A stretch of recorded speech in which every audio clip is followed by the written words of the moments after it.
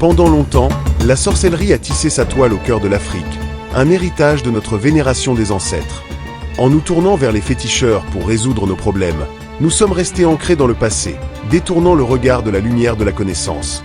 La sorcellerie nous a enfermés dans un monde d'ombres épaisses, où l'espoir s'étiole.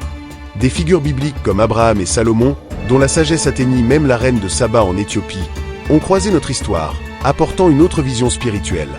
Pourtant, le culte des ancêtres persista, éclipsant la connaissance du Dieu d'Abraham. Aujourd'hui, un vent de changement souffle sur l'Afrique.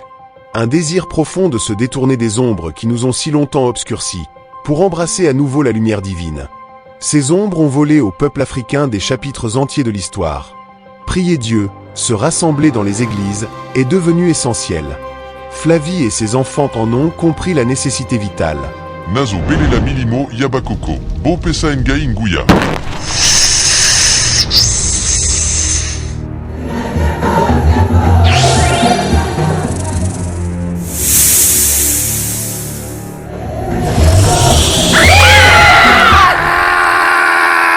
Et face à la communion de prière, les sorts de Sukisabango perdaient de leur puissance. Acculé, il chercha de sombres alliances au sein de la famille du père de ses neveux. Car, hélas, dans la plupart des familles congolaises, l'occultisme se transmet de génération en génération. Et fortifié de ces alliances, Sukisabango et ses confrères sorciers lancèrent une nouvelle vague d'attaques, une force obscure qui eut un effet dévastateur.